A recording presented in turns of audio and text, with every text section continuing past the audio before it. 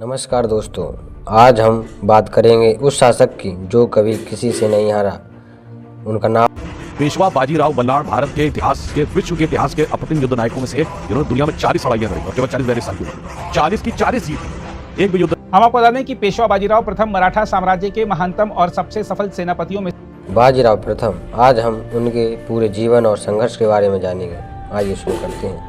बाजीराव प्रथम, जिन्हें आमतौर पर बाजीराव बल्लाळ के नाम से जाना जाता है, मराठा साम्राज्य के 7वें पेशवा थे, जिनका जन्म विसाजी के रूप में 18 अगस्त 1700 को हुआ और स्थापना के साथ साथ उत्तर भारत में एक राजनीतिक शक्ति शामिल है। इस प्रकार उन्होंने गुजरात, मालवा, राजपूताना और बुंदेलखंड में मराठा वर्चस्व बनाने के साथ साथ कोंकण, भारत के पश्चिमी तट को जंजीरा सिद्धि और पुर्तगाली आधिपत्य से बचाने में महत्वपूर्ण भूमिका निभाई। बाजीराव का जन्म नासिक के निकट सिन्नर में एक भट्ट परिवार में हुआ था। शाहू प्रथम के पेशवा बालाजी विश्वनाथ उनके पिता थे और राधाबाई बर्वे उनकी माता थी। बाजीराव की 2 छोटी बहनें अनुबाई और भिऊबाई और एक छोटा भाई चिमाजी अप्पा था। अनुबाई ने इचलकरंजी के वेंकटराव घोरपड़े से और भिऊबाई ने बारामती के अवा नायक जोशी से विवाह किया। बाजीराव अपने पिता के नए अधिग्रहित सासवड़ राज्य में पले बड़े। वे और चिमाजी अभिन्न थे। शिवाजी रामचंद्र पंत अमात्य और संताजी घोरपड़े के जीवन ने बाजीराव को प्रभावित किया।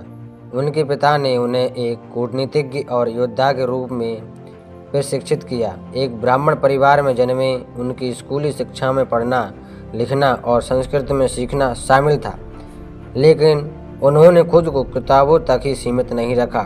बाजीराव ने शुरू से ही सेना में रुचि दिखाई और अक्सर अपने पिता के साथ सैन्य अभियानों में शामिल होते थे। दामाजी थोरात ने जब उन्हें कैद किया और फिर कुछ कीमत लेकर रिहा किया, तब भी वे अपने पिता के साथ बाजीराव 1789 में अपने पिता के साथ दिल्ली अभियान पर गए थे और उन्हें यह विश्वास हो गया था कि मुगल साम्राज्य ढह रहा है और उत्तर की ओर मराठों के आक्रमण का विरोध करने में असमर्थ है। 1720 में जब बालाजी विश्वनाथ की मृत्यु हुई तो शाहू ने अन्य सरदारों की आपत्तियों के बावजूद उस समय 20 वर्षीय बाजीराव को पेशवा चुना। चास, जो एक समृद्ध व्यापारिक परिवार था, के महादजी कृष्ण जोशी और भवानीबाई की पुत्री काशीबाई बाजीराव की पहली जीवन साथी बनी। बाजीराव ने हमेशा अपनी पत्नी काशीबाई के प्रति प्रेम और सम्मान दिखाया। उनका वैवाहिक जीवन आनंदमय था। उनके 4 पुत्र थे। बालाजी बाजीराव, जिन्हें नाना साहेब के नाम से भी जाना जाता है, रामचंद्र राव, रघुनाथ राव और जनार्दन राव, जिनकी युवावस्था में ही मृत्यु हो गई थी। 1740 में शाहू ने नाना साहेब को अपने पिता के उत्तराधिकारी के रूप में पेशवा नियुक्त किया। बाजीराव ने राजपूत शासक छत्रसाल और उनकी मुस्लिम उपपत्नी की पुत्री मस्तानी से विवाह किया। यह रिश्ता छत्रसाल को प्रसन्न करने के लिए राजनीतिक कारणों से तय किया गया था। 1734 में मस्तानी ने एक पुत्र कृष्ण राव को जन्म दिया, क्योंकि उनकी मां मुस्लिम थी। हिंदू पुजारियों ने उनका उपनयन संस्कार करने से इनकार कर दिया। 1740 में बाजीराव और मस्तानी की मृत्यु के बाद काशीबाई ने 6 साल के शमशेर बहादुर को गोद लिया। शमशेर को उसके पिता बांदा और कालपी के शासन का कुछ हिस्सा दिया गया। सन 1761 में मराठों और अफगानों के बीच पानीपत के तीसरे युद्ध में वह और उसकी सेना पेशवा के साथ लड़े। युद्ध में घायल होने के कई दिनों बाद डींग में शमशेर की मृत्यु हो गई। सन 1728 में बाजीराव ने अपना मुख्यालय सासवड़ से पुणे स्थानांतरित कर दिया, जिससे एक कस्बे को एक बड़े शहर में बदलने की नींव पड़ी। सन 1730 में उन्होंने शनिवार वाड़ा का निर्माण शुरू किया। यह 1732 में पूरा हुआ और शहर पर पेशवा के अधिकार का युग शुरू हुआ। पेशवा बनना। सन 17 अप्रैल 1720 को शाहू ने बाजीराव को अपने पिता के उत्तराधिकारी के रूप में पेशवा मनोनीत किया। मुगल शासक मोहम्मद शाह ने अपनी नियुक्ति के समय शिवाजी द्वारा शासित प्रांतों पर मराठों के दावे का समर्थन किया था। एक समझौते के तहत मराठों को दक्कन के 6 प्रांतों में कर चौथ वसूलने का अधिकार दिया गया। बाजीराव ने साहू को समझाया कि अपनी रक्षा के लिए मराठा साम्राज्य को अपने शत्रुओं के विरुद्ध आक्रामक रुख अपनाना होगा। उनका मानना था कि मुगल साम्राज्य पहले से ही पतन की ओर अग्रसर था और वे उत्तर भारत में आक्रामक रूप से विस्तार करके इस स्थिति का लाभ उठाना चाहते। बाजीराव ने मुगलों के घटते हुए भाग्य की तुलना एक ऐसे वृक्ष से की जो जड़ पर प्रहार करने पर गिर जाएगा। उनके एक कथन उद्धृत हैं, आओ हम इस मुरझाते हुए पेड़ के तने पर प्रहार करें, शाखाएं अपने आप गिर जाएंगी। मेरी बात मान लो, मैं अटक की दीवारों पर मराठा झंडा गाड़ दूंगा। हालांकि एक नए पेशवा के रूप में उन्हें कई समस्याओं का सामना करना पड़ा। नारो राम मंत्री, अनंत राम सुमंत, श्रीपतराव पंत प्रतिनिधि, खंडेराव दभाड़े तथा कान्होजी भोंसले जैसे वरिष्ठ व्यक्ति इतनी कम उम्र में उनकी नियुक्ति से इच्छा करते थे। बाजीराव ने अपने जैसे युवाओं को नेता के रूप में समर्थन दिया, जिनमें मल्हार राव होलकर, राणोजी शिंदे, पवार बंधु और फतेह सिंह भोंसले शामिल थे। ये सभी लोग दक्कन सल्तनत के वंशानुगत देशमुख परिवारों से नहीं थे। पुरंदरे परिवार, जो भट्ट पेशवा परिवार के घनिष्ठ मित्र थे, उन्होंने भी बाजीराव की सफलता में महत्वपूर्ण भूमिका निभाई। बाजीराव ने 4 जनवरी 1721 को अपने मतभेदों को सुलझाने के लिए चिकलथाना में निजाम उल मुल्क आसफ जाह प्रथम से मुलाकात की। दूसरी ओर निजाम ने दक्कन क्षेत्रों से कर एकत्र करने के मराठा अधिकार को स्वीकार करने से इनकार कर दिया। सन 1721 में सम्राट मोहम्मद शाह ने उन्हें मुगल साम्राज्य का वजीर नियुक्त किया। फिर 1723 में उनके बढ़ते प्रभाव से चिंतित होकर उन्हें दक्कन से अवध स्थानांतरित कर दिया। निजाम ने आदेश की अवहेलना की, वजीर के पद से इस्तीफा दे दिया और दक्कन की ओर कूच कर दिया। सम्राट ने उनके विरुद्ध एक सेना भेजी, जिसे निजाम ने सागर खेड़ा के युद्ध में नष्ट कर दिया, जिससे सम्राट को उन्हें दक्कन के वायसराय के रूप में मान्यता देने के लिए मजबूर होना पड़ा। बाजीराव के नेतृत्व में मराठों ने निजाम की जीत में सहायता की। युद्ध के बाद निजाम ने मराठा छत्रपति शाहू और मुगल सम्राट को शांत करने का प्रयास किया। हालांकि वास्तव में वह अपने लिए एक संप्रभु साम्राज्य स्थापित करना चाहता था और मराठों को अपना दक्कन प्रतिद्वंदी मानता था। 1725 में निजाम ने कर्नाटक क्षेत्र से मराठा राजस्व संग्रहकर्ताओं को सफाया करने के लिए एक सेना भेजी। उसका सामना करने के लिए मराठों ने फतेह सिंह भोंसले के नेतृत्व में एक सेना तैनात की। बाजीराव भोंसले के साथ शामिल हुए, लेकिन उन्होंने सेना का नेतृत्व नहीं किया। मराठों को पीछे हटने के लिए मजबूर होना पड़ा। मानसून के मौसम के बाद उन्होंने दूसरा अभियान शुरू किया, लेकिन एक बार फिर निजाम को मराठा संग्रहकर्ताओं को हटाने से नहीं रोक पाए। कोल्हापुर राज्य के संभाजी द्वितीय दक्कन में मराठा राजा की उपाधि के लिए प्रतिद्वंदी दावेदार के रूप में उभरे। निजाम ने इस आंतरिक कलह का फायदा उठाते हुए चौथ देने से इनकार कर दिया, क्योंकि यह निश्चित नहीं था कि असली छत्रपति शाहू या संभाजी द्वितीय कौन है, और मध्यस्थता का प्रस्ताव रखा। श्रीपतराव पंत प्रतिनिधि ने शाहू को बातचीत शुरू करने और मध्यस्थता के लिए सहमत होने के लिए प्रोत्साहित किया। चंद्रसेन यादव, जिन्होंने एक दशक पहले बाजीराव के पिता से युद्ध किया था, उन्होंने संभाजी द्वितीय का समर्थन किया। बाजीराव ने शाहू को निजाम के निमंत्रण को अस्वीकार करने और आक्रमण शुरू करने के लिए राजी किया। निजाम ने पुणे पर विजय प्राप्त की और संभाजी द्वितीय को राजा नियुक्त किया। इसके बाद वह फजल बेग के नेतृत्व में एक सेना टुकड़ी को पीछे छोड़कर शहर से बाहर चला गया। अपने तोपखानों का उपयोग करते हुए निजाम ने लोनी, परगांव, पाटस, सूपा और बारामती को लूटा। बाजीराव ने 27 अगस्त 1727 को अपने विश्वसनीय सहयोगियों मल्हार राव होलकर, राणोजी शिंदे और पवार बंधुओं के साथ निजाम के विरुद्ध एक जवाबी छापमार हमला किया। उन्होंने निजाम के नगरों को नष्ट करना शुरू कर दिया। पुणे छोड़कर जालाना, सिंदखेड़ को लूटने के लिए पुणतांबा के पास गोदावरी नदी पार की। उत्तर पश्चिम में खानदेश की ओर बढ़ने से पहले बाजीराव ने बरार, माहौर, मंगरूल, पीर और वासिम को तबाह कर दिया।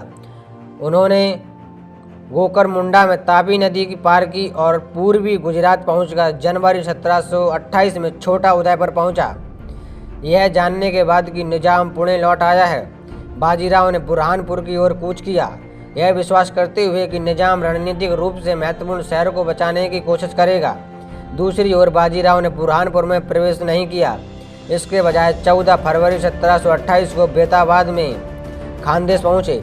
जब निजाम को पता चला कि बाजीराव ने उनके उत्तरी प्रांतों को नुकसान पहुंचाया है तो उन्होंने पुणे छोड़ दिया और गोदावरी की ओर कूच कर दिया ताकि बाजीराव का सामना एक खुले मैदान में कर सकें जहां उनका तोपखाना प्रभावी हो सकता था। निजाम अपने तोपखाने के आगे आगे बढ़े। 25 फरवरी 1728 को बाजीराव और निजाम की सेनाएं आमने सामने थीं। औरंगाबाद से लगभग 30 मील 48 किलोमीटर पश्चिम में स्थित पालखेड़ नामक कस्बे में मिली। निजाम को तेजी से मराठा सैनिकों ने घेर लिया। उन्हें शांति समझौते के लिए बाध्य होना पड़ा। 6 मार्च को उन्होंने मुंगी सेवगांव की संधि पर हस्ताक्षर किए, जिसमें शाहू को राजा और मराठों को दक्कन में कर वसूलने का अधिकार दिया गया। इस लड़ाई को महान सैन्य रणनीति के कार्यान्वयन का एक उदाहरण माना जाता है। मालवा की विजय। बाजीराव ने 1723 में दक्षिणी मालवा में एक अभियान का नेतृत्व किया। राणोजी शिंदे, मल्हारराव होलकर, उदाजीराव पवार, तुकोजीराव पवार और जीवाजीराव पवार जैसे मराठा सरदारों ने पूरे राज्य से चौथ एकत्रित किया। बाद में इन नेताओं ने अपने राज्य स्थापित किए। ग्वालियर, इंदौर, धार, देवास राज्य कनिष्ठ और वरिष्ठ।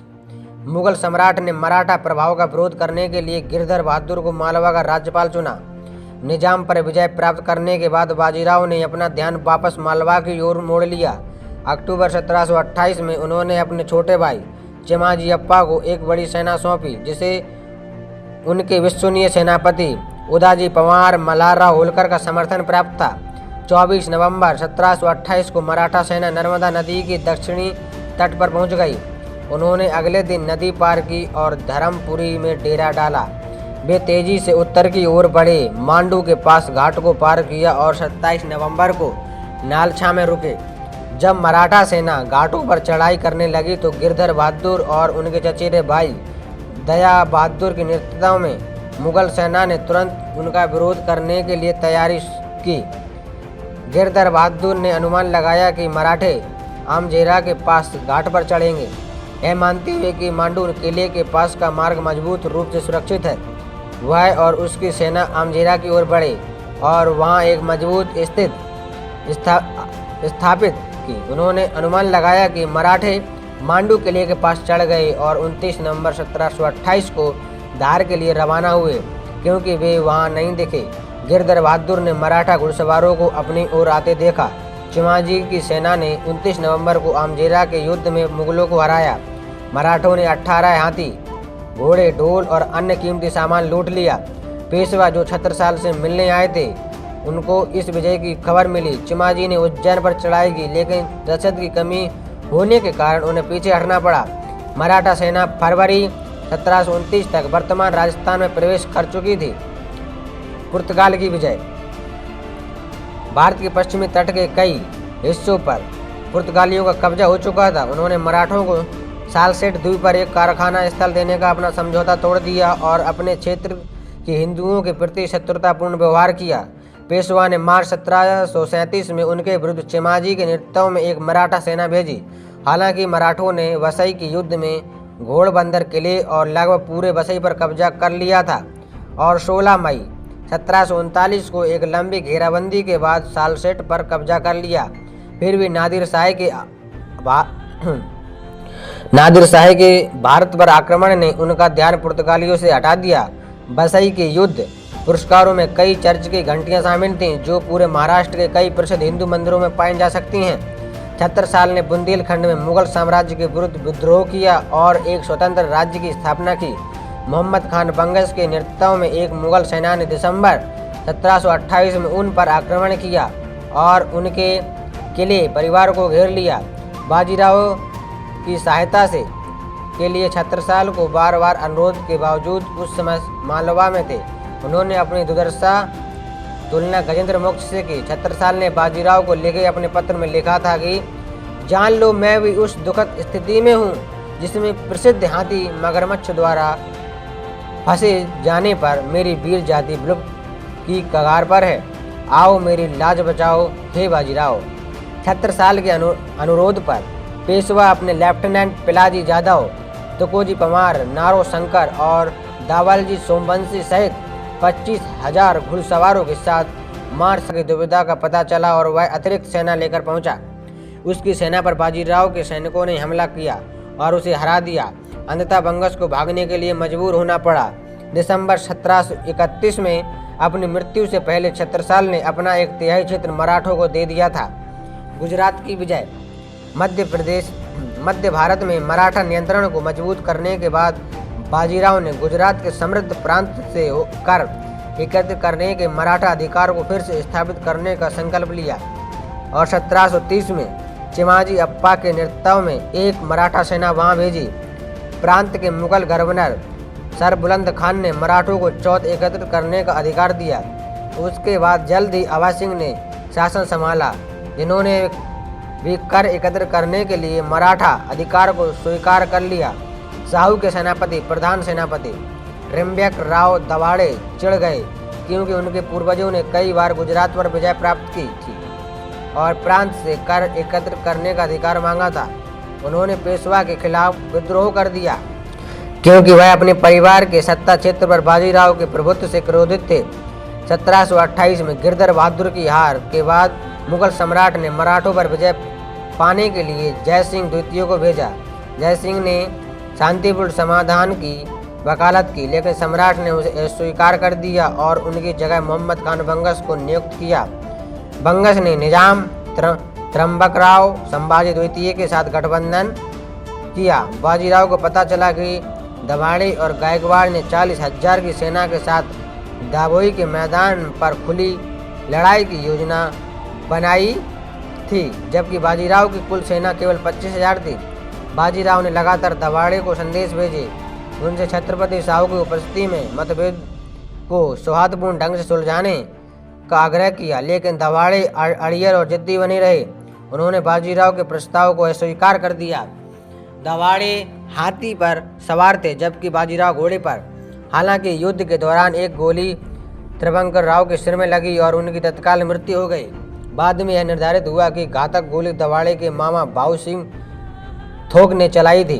13 अप्रैल को बाजीराव ने वारणा की संधि पर हस्ताक्षर करके संभाजी द्वितीय के साथ अपने मतभेद सुलझा लिए। इसमें साहू और संभाजी द्वितीय की भूमि का सीमांकन किया गया। 27 दिसंबर 1732 को निजाम ने रोहिर रामेश्वर में बाजीराव से मुलाकात की और मराठा अभियानों में हस्तक्षेप न करने पर सहमति व्यक्त की। त्र्यंबक राव को परास्त करने के बाद साहू और बाजीराव ने शक्तिशाली दवाड़े राजवंश के साथ झगड़े को टाल दिया। त्र्यंबक के पुत्र यशवंत राव को साहू का सेनापति चुना गया। सिंधियों। जंजीरा के सिंधियों ने भारत के पश्चिमी तट पर एक छोटे लेकिन रणनीतिक रूप से महत्वपूर्ण क्षेत्र पर शासन किया। हालांकि शुरुआत में उनका नियंत्रण केवल जंजीरा किले पर था। शिवाजी की मृत्यु के बाद उन्होंने मध्य और उत्तरी कोंकण के एक बड़े हिस्से पर अपना नियंत्रण बढ़ा लिया। सन 1733 में सिंधी नेता याकूब खान की मृत्यु के बाद उनके पुत्रों के बीच उत्तराधिकार की लड़ाई गई, जिनमें से एक अब्दुल रहमान था, जिसने बाजीराव से सहायता मांगी। बाजीराव ने कान्होजी आगरे के पुत्र शेखोजी आगरे के नेतृत्व में एक मराठा सेना भेजी। मराठों ने कोंकण के कई जिलों पर पुनः नियंत्रण प्राप्त कर लिया और जंजीरा पर आक्रमण कर दिया। जून 1733 में पेशवा के विरोधी पंथ प्रतिनिधि द्वारा जंजीरा के निकट रायगढ़ किले पर विजय प्राप्त करने के बाद उनकी शक्ति का अन्यंत्र उपयोग किया गया। अगस्त में शेखोजी आगरे की मृत्यु हो गई, जिससे मराठों की स्थिति और कमजोर हो गई और बाजीराव ने सिंधियों के साथ एक शांति समझौते पर हस्ताक्षर किए। उन्होंने सिंधियों को जंजीरा पर कब्जा करने का अधिकार दे दिया, बशर्ते वे अब्दुल रहमान को शासक के रूप में स्वीकार करें। उन्होंने अंजनबेल, गोवालकोट और उंडेरी पर भी कब्जा करने की अनुमति दी गई। रायगढ़, रेवास, थल और चौल मराठों के पास रहे। पेशवा के सतारा लौटने के तुरंत बाद सिंधियों ने अपने खोए हुए क्षेत्र को पुनः प्राप्त करने का प्रयास शुरू कर दिया और बाजीराव ने जून 1734 में उन्हें रायगढ़ किले पर कब्जा करने से रोकने के लिए एक सेना तैनात कर दी। 19 अप्रैल 1736 को चमनाजी ने रेवास के पास एक सिंधी शिविर पर अचानक धावा बोल दिया, जिसमें लगभग 15 100 लोग मारे गए। उनके नेता सिंधी साथ सहित सिंधियों ने उसी वर्ष 25 दिसंबर को एक शांति समझौते पर हस्ताक्षर किए, जिसके तहत उन्हें जंजीरा, गोवालकोट, अंजनवेल तक सीमित कर दिया गया। दिल्ली की लड़ाई। त्र्यंबकराव की मृत्यु के बाद मराठों के विरुद्ध बंगस का गठबंधन बिखर गया। मुगल सम्राट ने उन्हें मालवा से हटा दिया और जयसिंह द्वितीय को पुनः राज्यपाल नियुक्त किया गया। हालांकि 1733 में मंदसौर के युद्ध में मराठा नेता होलकर ने जयसिंह को पराजित कर दिया और 2 युद्धों के बाद मुगलों ने मराठों को मालवा से 22 लाख चौथ वसूलने का अधिकार देने का निर्णय लिया। बाजीराव ने जयसिंह से 4 मार्च 1736 को किशनगढ़ में एक समझौता किया। जयसिंह ने सम्राट को इस विचार के लिए राजी कर लिया और बाजीराव को प्रांत का उपराज्यपाल नियुक्त किया। ऐसा माना जाता है कि जयसिंह ने बाजीराव को यह सलाह दी थी कि बीमार मुगल सम्राट पर विजय प्राप्त करने का समय आ गया है। 12 नवंबर 1736 को पेशवा ने 50,000 घुड़सवारों की सेना के साथ पुणे से मुगल राजधानी दिल्ली की ओर कूच किया था। जब मुगल सम्राट को आगे बढ़ती मराठा सेना का पता चला तो उन्होंने शहादत अली खान प्रथम को आगरा से कूच करने का निर्देश दिया ताकि आगे बढ़ने से रोका जा सके। मल्हार राव होलकर, बिठोजी बुले और पिलाजी जाधव मराठा सरदारों ने यमुना पार की और दोआब में मुगल क्षेत्र पर धावा बोल दिया।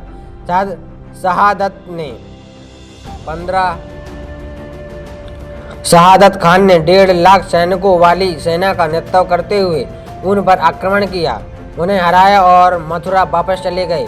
ग्वालियर के पास मल्हार राव होलकर बाजीराव की सेना में फिर से शामिल हो गए।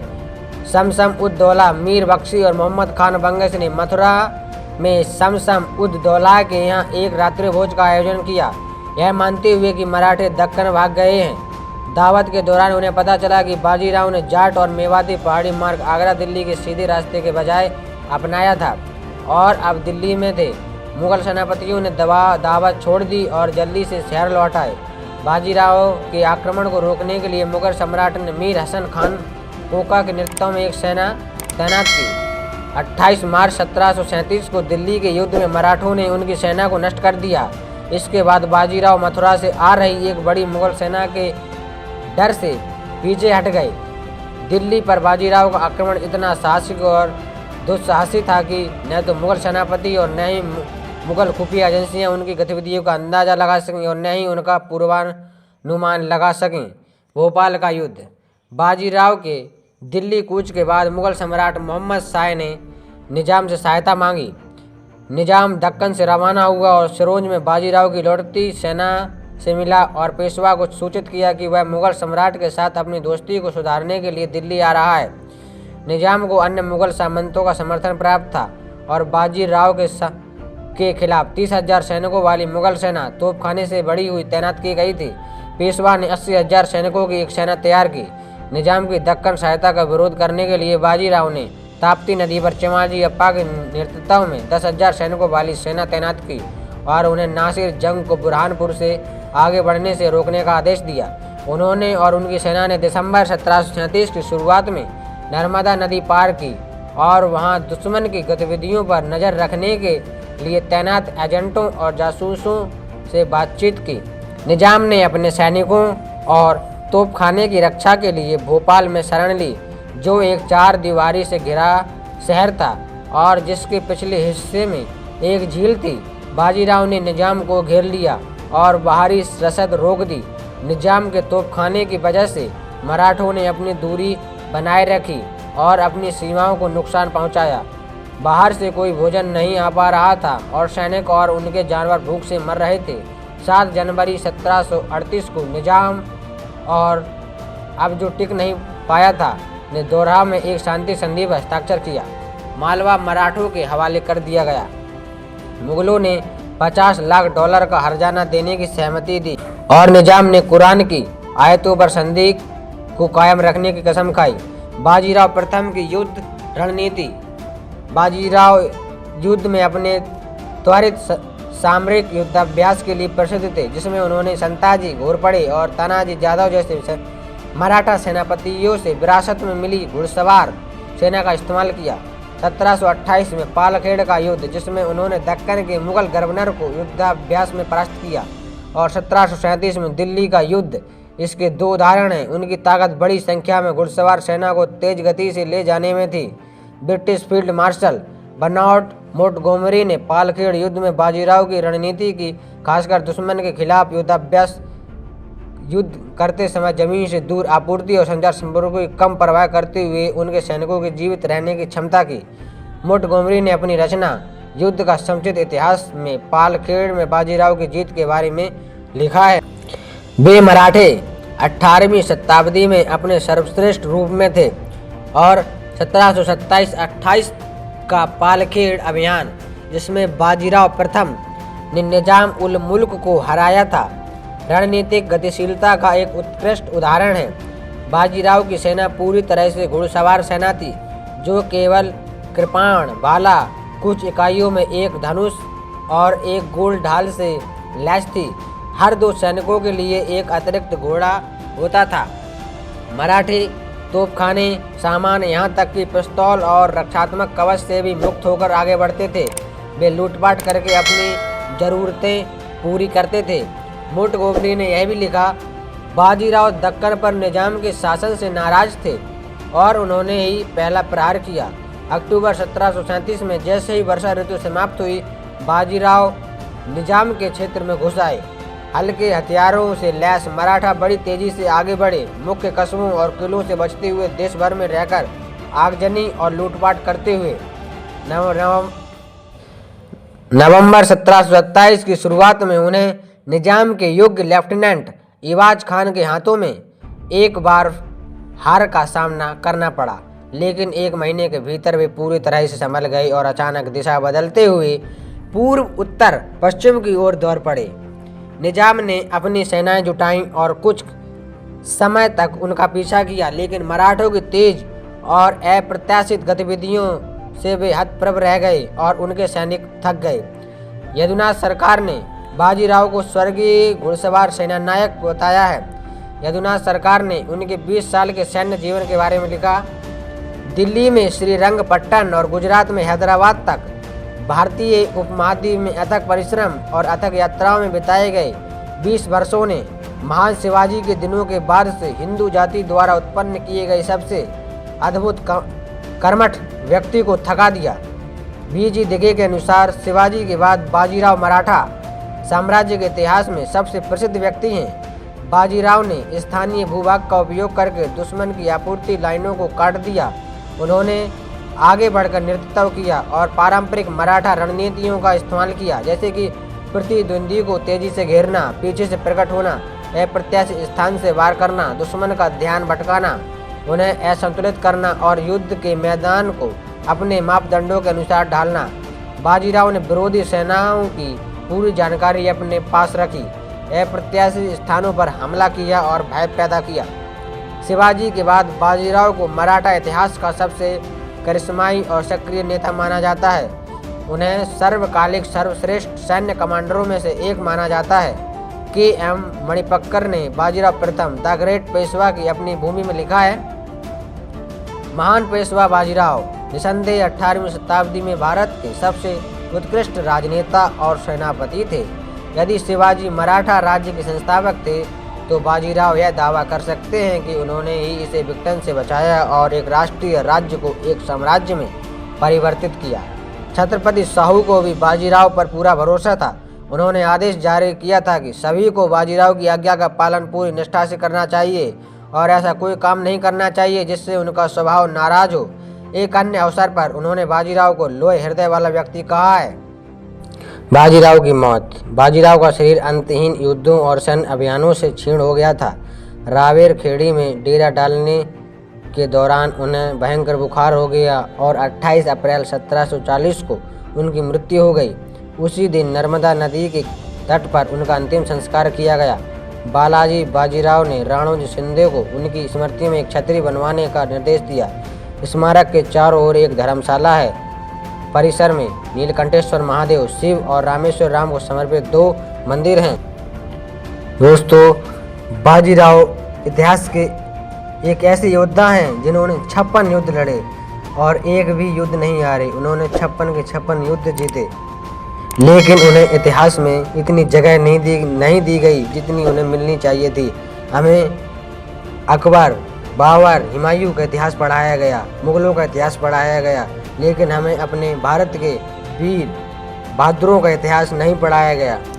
दोस्तों, अगर वीडियो अच्छा लगे तो लाइक करें, शेयर करें और हमारे चैनल को सब्सक्राइब करें। ऐसे ही इतिहास जानने के लिए हमारे साथ जुड़े रहें। जय हिंद।